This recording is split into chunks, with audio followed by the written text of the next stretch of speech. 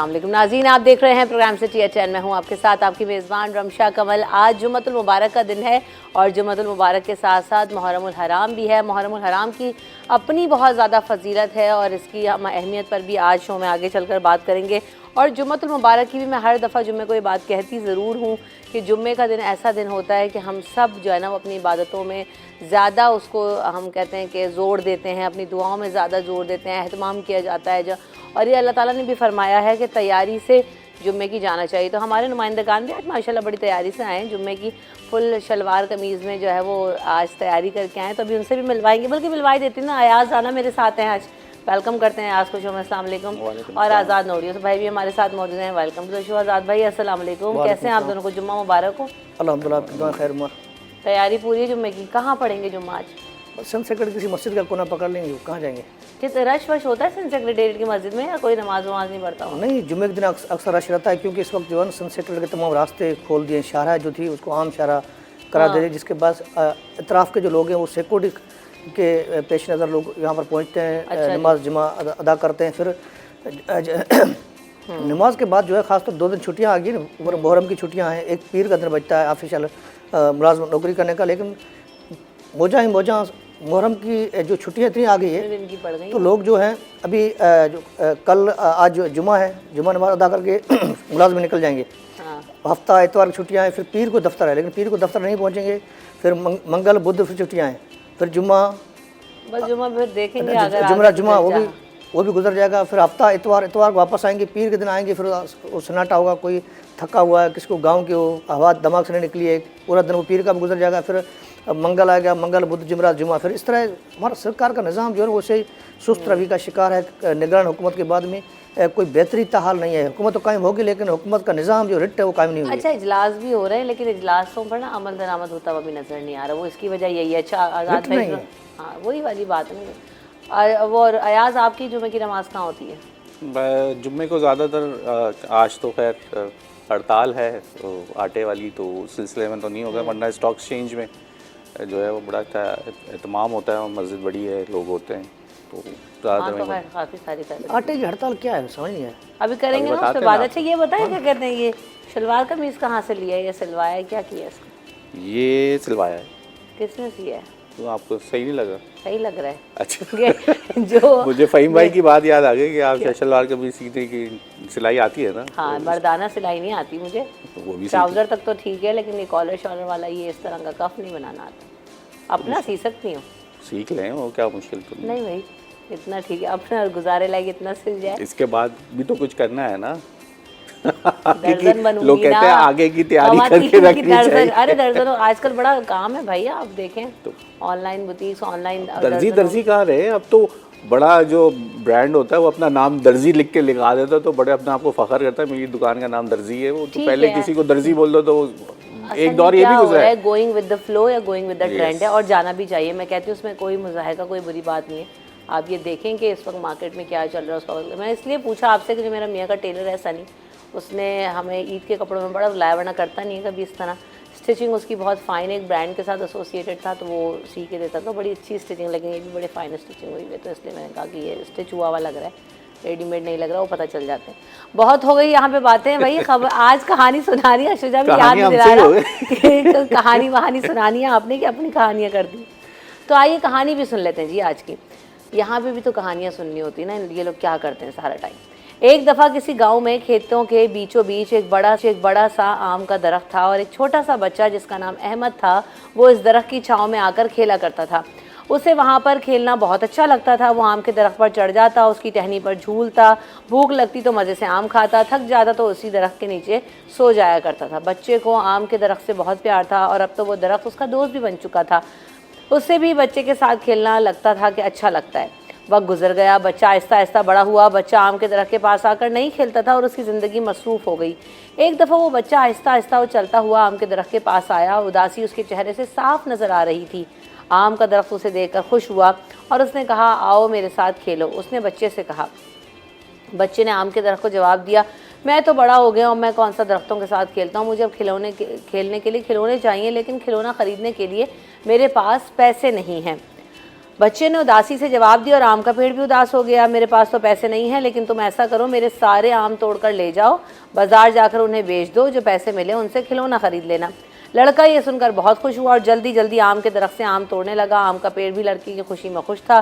اس نے اپنے سارے آم لڑکے کو دے دیے اور اگلے دن آم کا پیڑ لڑکے کا انتظار کرتا رہا کہ وہ کھلونے لے کر آئے گا اور میرے پاس کھیلے گا, لیکن لڑکا واپس نہ آیا. کئی دن ایسے ہی گزر گئے. آم کا پیڑ پھر بہت اداس ہو گیا. وقت گزر گیا اور ایک دن وہ لڑکا پھر درخت کے پاس آیا. وہ نوجوان بن چکا تھا. آم کا پیڑ اسے دیکھ کر بہت خوش ہوا اور درخت نے کہا آؤ میرے ساتھ کھیلو. لڑکے نے کہا میرے پاس اب کھیلنے کا وقت نہیں ہے, میں اپنی فیملی کے لیے کام کرنا ہے, مجھے ان کے لیے گھر بنانا ہے, سمجھ میں نہیں آ رہا کیسے بناؤں, کیا تم میری مدد کر سکتے ہو؟ پیڑ تھوڑی دیر خاموش رہا, پھر جواب دیا میرے پاس گھر تو نہیں ہے, لیکن تم میری ٹہنیاں کاٹ کر ان کی لکڑی سے گھر بنا سکتے ہو. اس آدمی کے چہرے پر پھر خوشی آ گئی. ہاں یہ تو بہت اچھا آئیڈیا. اس نے آم کے پیڑ کی ساری ٹہنیاں کاٹ دی اور خوشی خوشی وہ ساری ٹہنیاں لے کر واپس چلا گیا. آم کا پیڑ بھی اس کی خوشی کے ساتھ خوش تھا, لیکن لڑکا پھر واپس نہ لوٹ کر آیا اور آم کا پیڑ ایک بار پھر اکیلا ہو گیا. گرمیوں میں ایک دن وہ آدمی واپس آیا اور آم کا پیڑ دیکھ کر اسے پھر بہت خوش ہوا. آم کے پیڑ نے پھر اسے وہی والی بات بولی کہ آؤ مل کر کھیلتے ہیں. لڑکے نے پھر جواب دیا میں تھک گیا ہوں, مجھے آرام چاہیے, میں کام کے دباؤ کی وجہ سے بہت پریشان ہوں اور اب میں بوڑھا ہوتا جا رہا ہوں. میں سمندر کی سیر کر کے جزیرے پر جا کر سکون سے زندگی گزارنا چاہتا ہوں, لیکن میرے پاس کشتی نہیں ہے. تو اس نے کہا کہ تو کیا تم مجھے کشتی دے سکتے ہو؟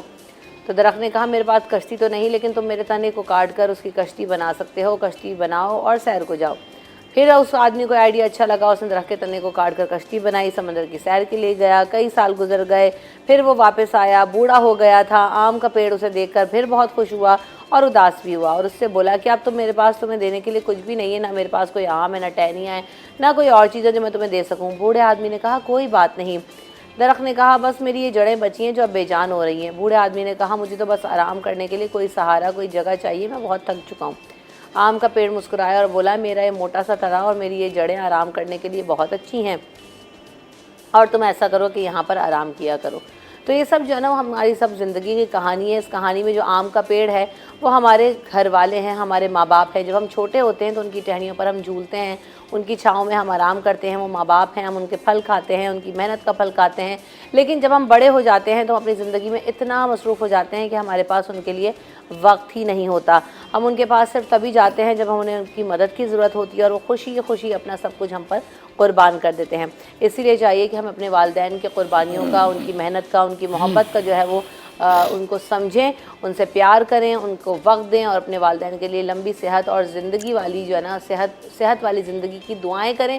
اور ہم کہتے ہیں نا کہ ان کے لیے ایسے کام کریں کہ ان کے لیے صدقہ جاریہ بھی بنے, اور جو انہوں نے زندگی میں ہمارے اوپر محنت کی ہے اس کا بدلہ تو خیر بچے نہیں دے سکتے, لیکن کوشش ضرور کریں کہ جو اپنی کیپیسٹی میں کر سکتے ہیں ضرور کریں. تو بڑی اچھی لگی مجھے آج بھائی, بڑا اچھا سبق تھا اس میں. آپ لوگوں کو کیسی لگی آزاد بھائی؟ سچ بتاؤں آپ کا مارننگ شو ایسا لگا جیسے مجھے بچپن یاد آ گیا. مزہ آیا. یہ کہانی اچھی ہاں تھی. یہ کہانی کہ اینڈ میں کیا ہوگا. اچھا, صبح جیسے یہاں پر پہنچا تو صبح سے بچپن میں جب اسکول جاتے تھے تو ماں پاؤڈر لگاتے تھے, گول ڈبہ ملتا تھا پاؤڈر کا. اس کے بعد میں نانی اور دادی کی کہانیاں سننے کے لیے ملتی تھی. اس طرح کی کہانیاں ہوتی تھیں بچپن میں.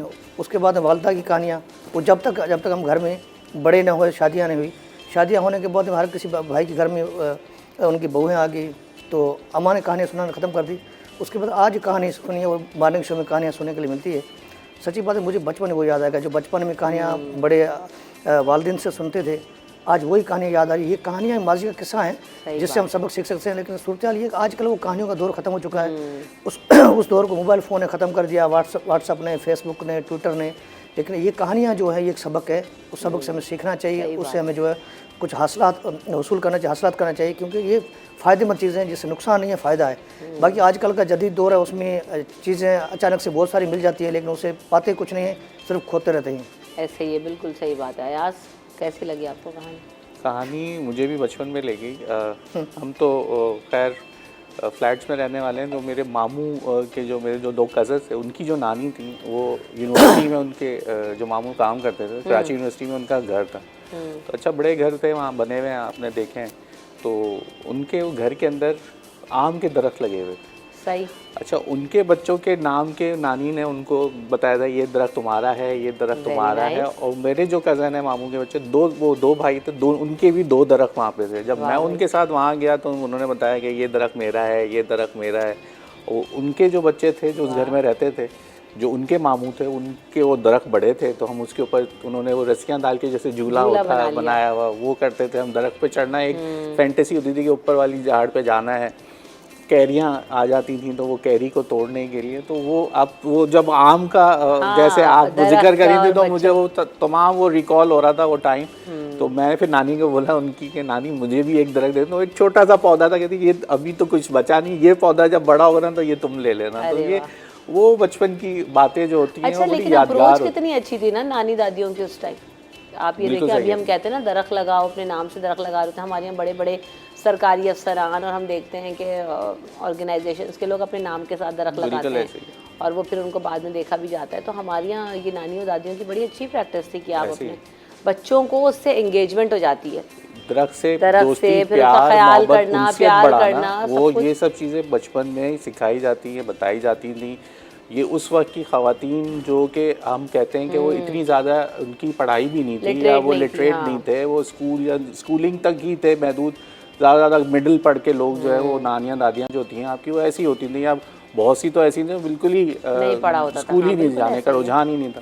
لیکن ان کی اپروچ آپ دیکھیں کہ کس طریقے سے ہوتی تھی اور وہ کہاں ان کی سوچ تھی, وہ اس طرح سے آپ کی جو اپ گروئنگ کرتی تھیں, آپ کو تہذیب, بٹھانا, کھلانا پلانا, کیسے کھانا چاہیے, کھانے سے منہ میں سے آواز نہیں آنی چاہیے, پانی پینا ہے کیسے پینا ہے, تحمل سے پینا ہے, باہر دوڑ کے آؤ تو بیٹھ کے پھر پانی پیو. کہ سارا وقت جو ہے نا بچوں کی تربیت پر, ان کی نشو و نما پر, ان کی ویل بینگ کے اوپر لگ رہا تھا. ابھی تو ہمارا آدھا ٹائم تو ہمارے گیجٹس نے لے لیا.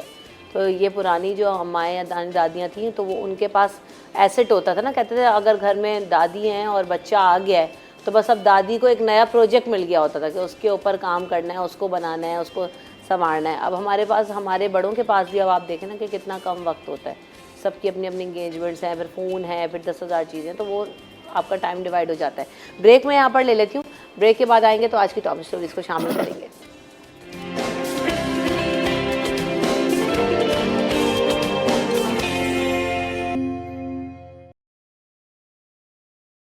اچھا آم کو بھی کہتے ہیں نا کہ اگر آپ نے آم ویسے کھا رہے ہیں تو یا تو 1 گلاس دودھ پی لیں, یا زیادہ جن لوگوں کو پسند ہے جو انٹیک کرنا چاہتے ہیں تو پھر وہ شیک بنا لیں. تو واقعی اس میں حقیقت ہے کہ آم گرم ہوتا ہے تو اس کا دودھ کا کمبینیشن بچوں کو بھی پلائیں. گرم تو ہوتا ہی ہے لیکن بادی زیادہ ہوتا ہے آم, گیسٹرک, اس سے آپ کی بلوٹنگ اسٹارٹ ہو جاتی ہے. تو ہمیشہ میں ویسے تو سارے ہی فروٹس کھانے سے یا تو آدھا گھنٹہ پہلے کھائیں یا آدھا گھنٹے کے بعد کھائیں. یہ اپنا ٹائم پیریڈ بنا لیجئے. کھانے کے فوراً بعد اگر آپ کوئی بھی فروٹ لیں گے تو ایک تو ان کی تاثیر آپ کو نہیں ملے گی, جو آپ نیوٹریشن ویلیو ہے وہ ختم ہو جائے گی. تو تھوڑا سا ویٹ کر کے آپ کو کھانا چاہیے.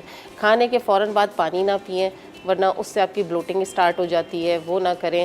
اور جیسے اب آپ نے بتایا کہ لوز موشن کی کیفیت ہو جاتی ہے تو اس میں بہی کا مربع لیجئے. کس کا؟ بہی. وہ کیا ہے؟ بہی ایک فروٹ ہوتا ہے, آپ بہی کا مربع مارکیٹ سے آپ کو آسانی سے مل جائے گا.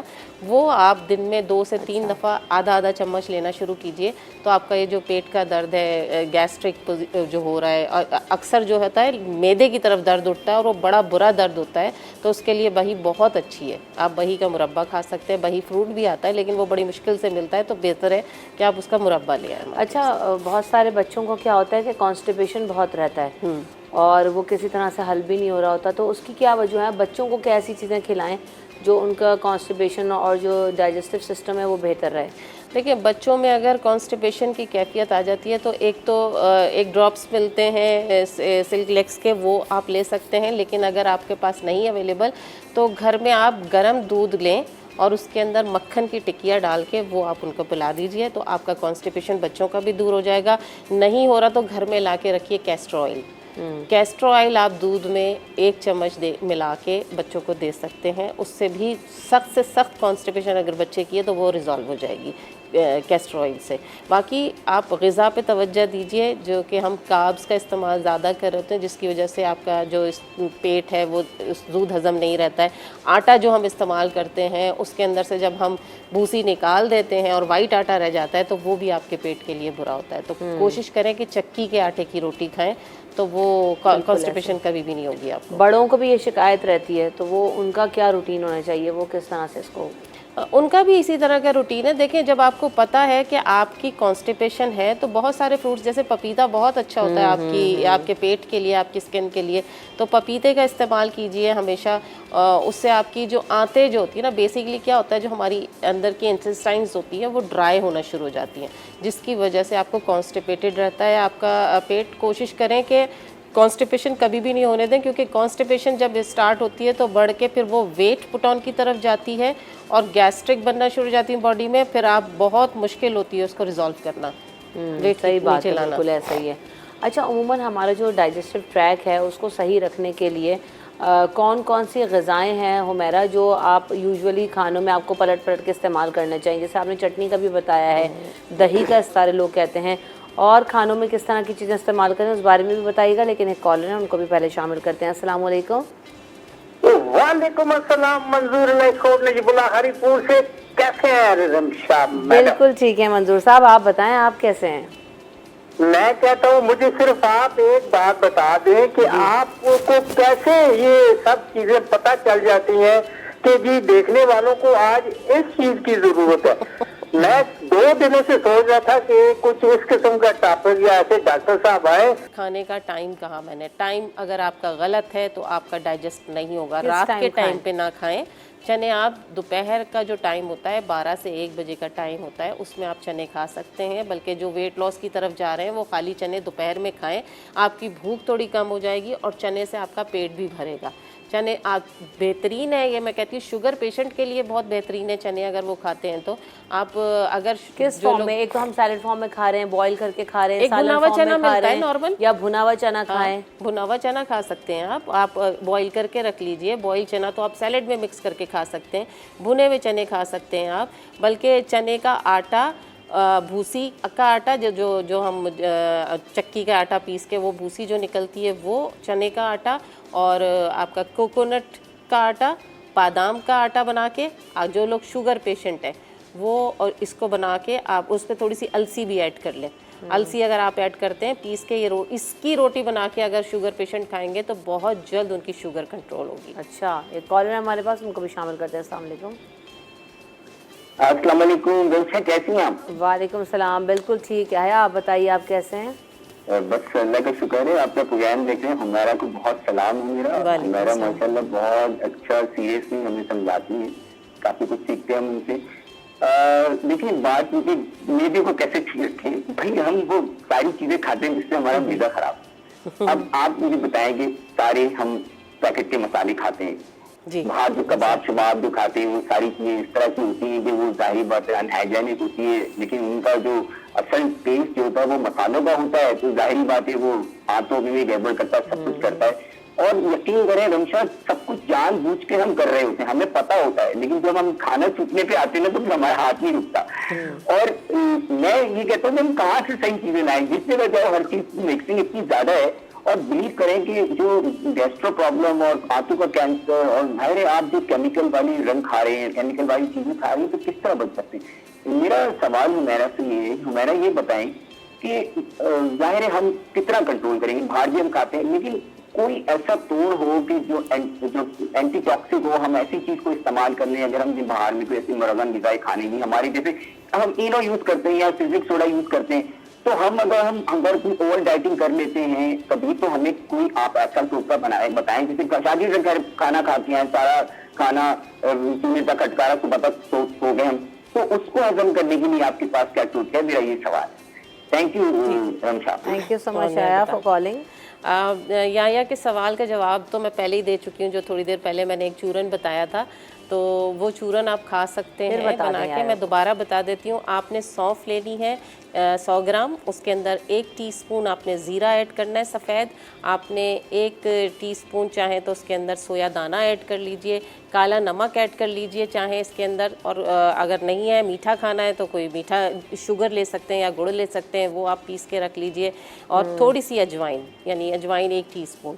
یہ ساری چیزیں مکس کر کے آپ پاؤڈر بنا کے رکھ لیجئے. آپ کھانے کے بعد, ہر کھانے کے بعد آپ یہ پھانک لیجئے, اوپر سے پانی پی لیجئے, یا بھون کے زیرہ میں نے کہا اس میں ڈالنا ہے, یہ آپ نے پانی میں ڈیزولو کر کے بھی پی سکتے ہیں, اور چاہیں تو اس میں تھوڑا لیمن بھی ایڈ کر لیجئے. بہت اچھا سا ڈرنک بن جائے گا. آپ کو باہر سے کوئی ڈرنک لینے کی ضرورت نہیں پڑے گی کہ آپ پیکٹ کے ساشے لے کر آ رہے ہیں اور ہاضمے کے لیے. یہ بنا کے رکھ لیجئے, ہر کھانے کے بعد آپ بچوں کو بھی دیں, خود بھی کھائیں, ہاضمہ ہو جائے گا. بہتر یہ ہے کہ ہم اپنے کھانے کو, جب آپ نے کہا کہ ہمیں پتہ ہے کہ ہم باہر کے کھانے کھا رہے ہیں, تو کوشش یہی کرنی چاہیے کہ باہر کے کھانوں کو تھوڑا سا اوائڈ کیجئے. ونس ان اے مون آپ جا سکتے ہیں, آپ کھائیں ضرور. اور گھر میں اگر آپ کھانا بنا رہے ہیں تو ہم جو یہ نارمل کوکنگ آئل سمجھتے ہیں نا کہ یہ کوکنگ آئل بہت ایزی ہے ہمارے لیے, تو اس کی جگہ اپنی صحت سے اگر کمپرومائز نہیں کرنا, تو پھر آپ یہ سوچ لیجئے کہ آپ زیتون کا تیل, اگر بہت مہنگا پڑ رہا ہے, یا تو زیتون کا تیل بہت تھوڑا سا استعمال کر لیجئے, یا پھر سرسوں کا تیل. یہ بیسٹ ہے. اگر آپ نے یہ دونوں چیزیں کر لیں تو یہ جو ہماری جتنی بیماریاں اس وقت آ رہی ہیں نا, جو ہمیں پتہ چلتی ہیں اینڈ پہ بالکل پتہ چلتا ہے, اور اس کے بعد پھر ہمارے پاس علاج کا کوئی ذریعہ نہیں ہوتا, تو کوشش کریں اپنی ڈائٹ کو اس طرح کنٹرول کیجئے. زندگی میں کہتی ہوں اللہ تعالیٰ نے ایک بار دی ہے, تو زندگی جب آپ کو ملی ہوئی ہے تو اس کی حفاظت کرنا آپ کی اپنی ذمہ داری ہے. آپ اپنے طور پہ خود احتیاط کیجئے. جب ہم آنکھیں بند کر کے ہر چیز کو نہیں کھا پی سکتے یا اپنی زندگی کو ایسے نہیں گزار سکتے, تو کوشش کیجئے کہ آپ ان چیزوں کو اوائڈ کیجئے جو آپ کی صحت کے لیے جو نقصان دہ بیسیکلی. آپ کی باتوں سے ہمارا یہ چیزیں سیکھی کہ ایک تو نیچرل چیزیں, اگر آپ کاوے کا بھی استعمال کریں, جیسے آپ نے بتایا سونف کا اور ان چیزوں کا استعمال, اور ساتھ ہی بیسکلی نا 3 چیزیں اپنے کھانے کے اندر ضرور اس کو شامل کریں, جو میں نے بھی کی ہیں اور میں دیکھ رہی ہوں کہ اس کے بہت افیکٹو رزلٹس ہیں ہماری صحت کے اندر بھی, اور ہمارے اوور آل آپ دیکھیں کہ لائف سٹائل چینج کرنے سے کتنا فرق پڑتا ہے. تو ایک چیز تو یہ کہ جیسے بھی حمیرہ نے بھی کہا کہ سیلڈس کا استعمال بہت زیادہ ضروری ہے, اور اس میں صرف یہی نہیں کہ آپ کھیرا, ٹماٹر یا پیاز کھا لیتے ہیں, آپ اس میں سیلڈ لیوز ایڈ کیجئے. سلاد پتہ بہت ہیلدی ہوتا ہے, چقندر جب آ رہا ہوتا ہے تو ہم وہ بھی ایڈ نہیں کر رہے ہوتے, ان چیزوں کو ایڈ کریں. دوسری طرف یہ کہ آپ کا جو آٹا ہے, ہم سفید آٹا کھاتے ہیں, بہت اچھی خوبصورت روٹی, خوبصورت پراٹھا بن رہا ہوتا ہے, لیکن وہ بالکل یوز لیس ہے, 0 نیوٹرینٹس اس کے اندر ہمیں مل رہے ہوتے ہیں. تو جو پیور آٹا ہے, ریڈ آٹا, چکی کا آٹا جس کو ہم کہتے ہیں, اس کا استعمال کر کے دیکھیں. آپ دیکھیں گے شروع میں آپ کو کھانا شاید مشکل لگے گا, وہ ٹیسٹ برڈز آپ کے ڈیولپ نہیں ہوئے تھے, لیکن اس کے بہت فوائد ہیں. اور تیسری چیز یہ جو میں خود بھی اپنی زندگی میں یہ چیزیں کرتی ہوں, تو میں آپ کو بتا رہی ہوں کہ وہ جو سرسوں کے تیل والی بات کی آپ نے, کہ خالص سرسوں کا تیل آپ استعمال کر کے دیکھیے. پھر وہی والی بات کہ آپ کو 1 سے 2 دن لگتا ہے کہ کچن میں اسمیل آ رہی ہے, ایسا ہو گیا ویسا ہو گیا, لیکن اگر آپ اس کو پراپر ایک دفعہ پکا لیں گے, جس کو امیوں کی زبان میں کہتے ہیں نا کہ کاڑھ لیتے ہیں, تو آپ ایک دفعہ اس کو اگر کاٹ لیں گے تو آپ کو کسی طرح کی کوئی اسمیل اس میں نہیں آتی, اور وہ بہت ہیلدی ہے, خاص طور پر ان لوگوں کے لیے جن کو کولیسٹرول کا پرابلم ہے یا اس طرح کی چیزیں, اور باقی ینگسٹرز کے لیے بھی بہت اچھا ہے کہ آگے جا کے کوئی اس طرح کی پرابلمس نہیں ہوتی. تو تھینک یو سو مچ حمیرہ, بہت کچھ سیکھتے ہیں آپ لوگوں کی باتوں سے, اور اس کو لائف میں اپلائی بھی کرتے ہیں, تاکہ جو ہے وہ ہم بھی ہیلدی لائف اسٹائل کی طرف بڑھیں اور ہیلدی کھانا کھائیں. یہاں پر میں بریک لوں گی, بریک کے بعد حاضر ہوں گی اگلے سیگمنٹ میں.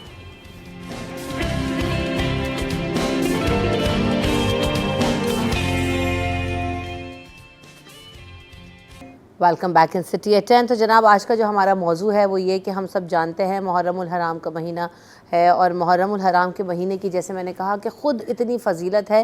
یہ وہ ان مہینوں میں سے ہے کہ جب جو ہے یہ حکم دیا گیا کہ جو اپنی تلواریں ہیں ان کو نیام میں ڈال لی جائیں, تمام جو لوگ ہیں وہ عبادات میں مصروف رہیں. اس کی بہت زیادہ فضیلتیں ہیں. روزے رکھنے کا جو ہے نبی پاک صلی اللہ علیہ وسلم نے اہتمام کیا, اور اس کی فضیلت بہت زیادہ ہے. یوم عاشور کی بہت اہمیت ہے.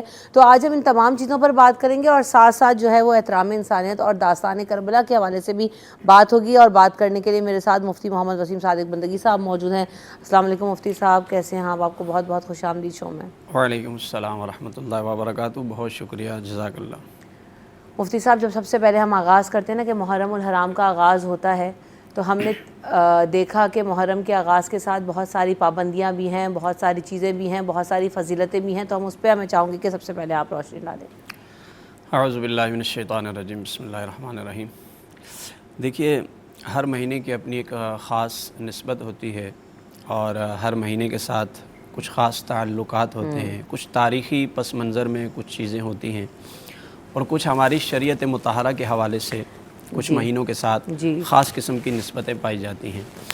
اب یہ جو محرم کا مہینہ ہے اس کو شہر اللہ بھی کہا جاتا ہے، یعنی اللہ کا مہینہ، اور اس کی وجہ یہ ہے نبی علیہ السلام کے پاس ایک صحابی آئے، انہوں نے عرض کیا اللہ کے رسول کہ میں رمضان کے علاوہ اگر کسی مہینے میں روزے رکھوں تو کس مہینے کا حکم ارشاد فرمائیں گے؟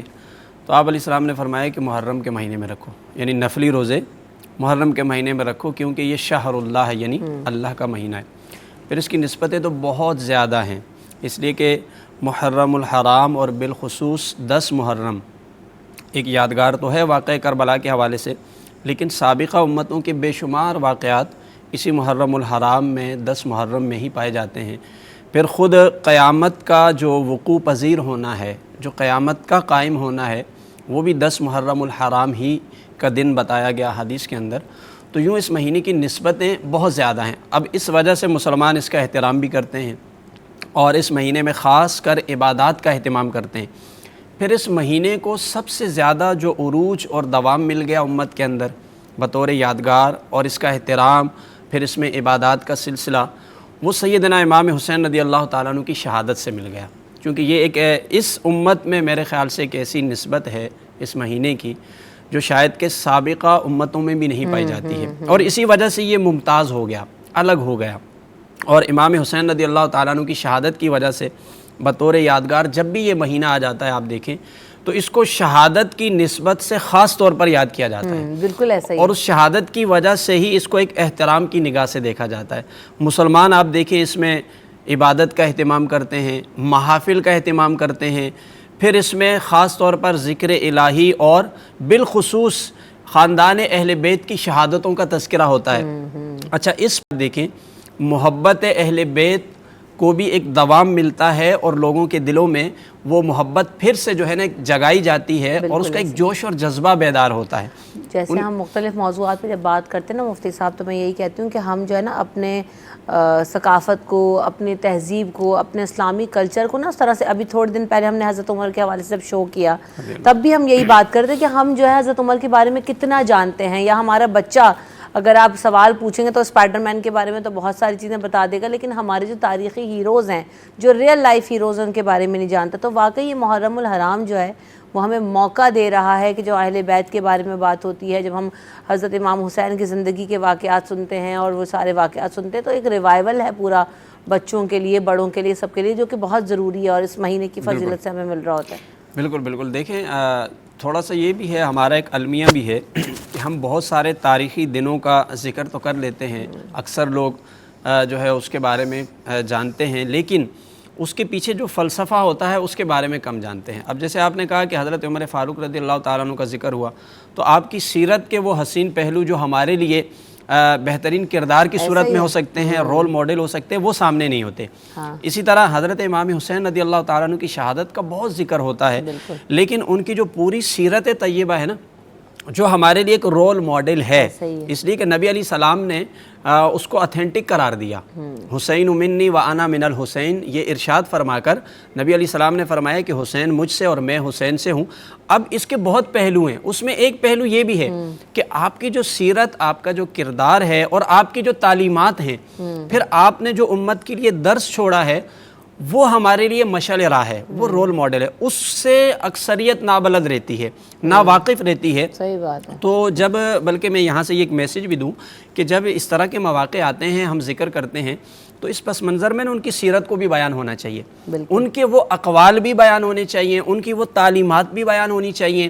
پھر خود میدان کربلا تو ایک عظیم درس گاہ ہے، وہاں سے تو خود ہی آپ سمجھ لیں کہ امت کے لیے اتنے بے شمار پہلو ہیں سیکھنے کے، اگر اس پر غور کیا جائے، اس کو سمجھنے کی کوشش کی جائے اور اس پیغام کو دیکھا جائے، اس میسج کو کہ جو میدان کربلا سے آپ نے دیا، صحیح بات، تو اس میں پوری امت کے لیے ایک رہنمائی ہے۔ فار ایگزامپل ہم اگر یہ دیکھیں کہ بھائی دین اسلام میں بہت ساری شہادتیں ہوئی، آپ دیکھیں حضرت عمر رضی اللہ تعالیٰ عنہ کو بھی شہید ہی کیا گیا، عثمان غنی رضی اللہ تعالیٰ عنہ کو بھی شہید ہی کیا گیا، بہت ساری شہادتیں آپ کو ملتی ہیں، لیکن آپ دیکھیں کہ امام حسین کی جو شہادت ہے وہ سب سے الگ، منفرد اور ممتاز ہے۔ اس کی انفرادی حیثیت کیوں ہے؟ اور اس کو اتنی شہرت اور دوام کیوں ملا ہوا ہے؟ اس کی وجہ یہ ہے کہ یہ ایک محض شہادت نہیں تھی، بلکہ میدان کربلا ایک عظیم درس گاہ ہے، اس کے بے شمار پہلو ہیں، وہ صرف شہادت نہیں ہے۔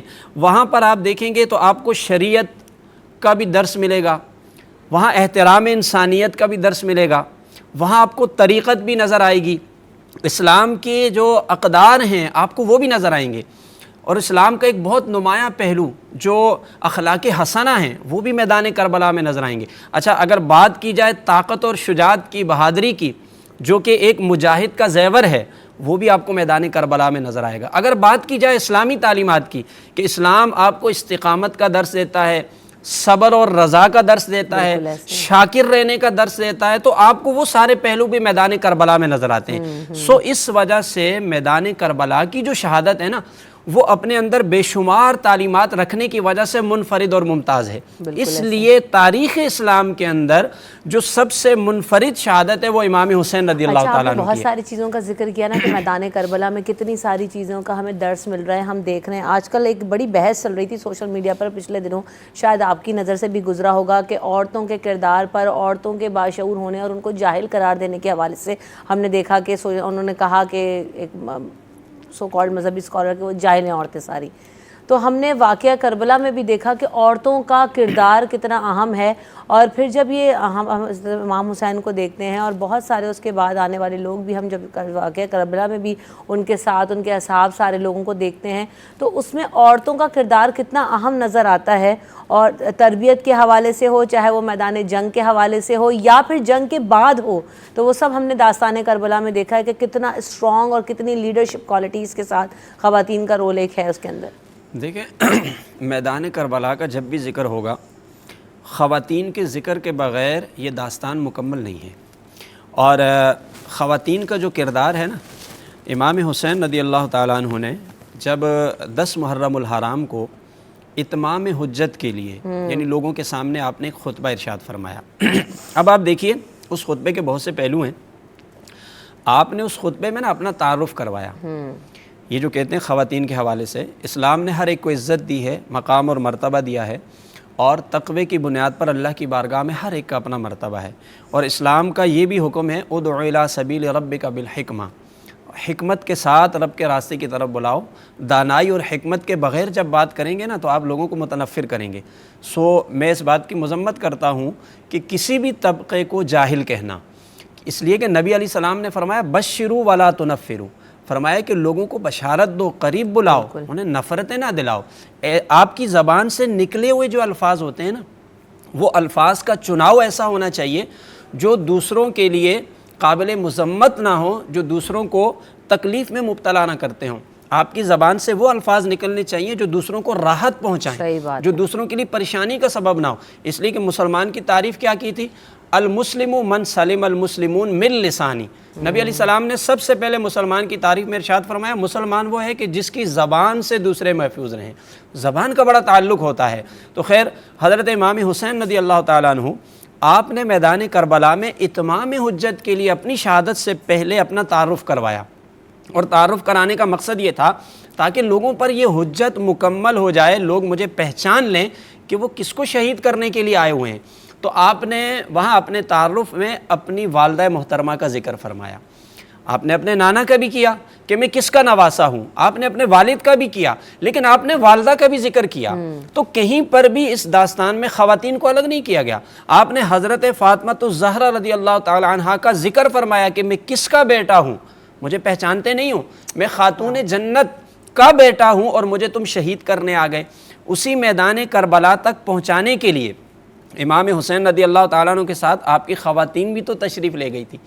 ان خواتین کا صبر دیکھیں، ان کا استقلال دیکھیں، ان کی استقامت دیکھیں، اور رب کی رضا میں ان کا راضی رہنا دیکھیں۔ پھر دربار یزید میں بی بی زینب کا خطبہ دیکھیں آپ۔ بالکل، میں تو وہی یہ سارے پہلو آپ سامنے لائیں گے تو آپ کو پتہ چلے گا کہ خواتین کا کردار کتنا مثالی ہے، اور اللہ رب العالمین نے ان کا بھی مقام اور مرتبہ کتنا بلند رکھا ہے۔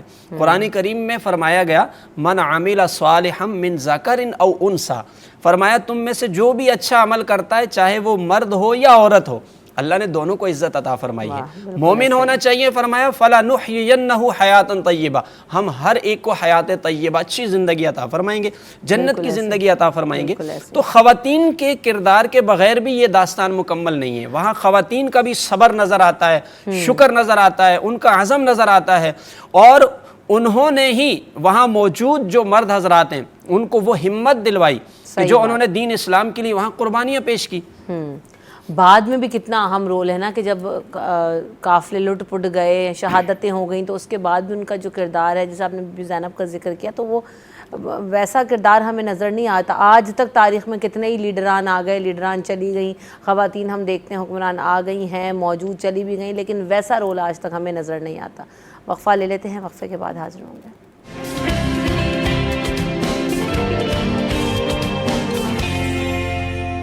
Welcome back in city eight 10। तो दास्तान करबला के हवाले से भी बात हो रही है। इंसानियत का दर्ज भी बहुत ज़्यादा देता है, और इसमें हमें कौन कौन सी चीज़ें हैं जिनसे सबक मिलता है और हम सीख सकते हैं।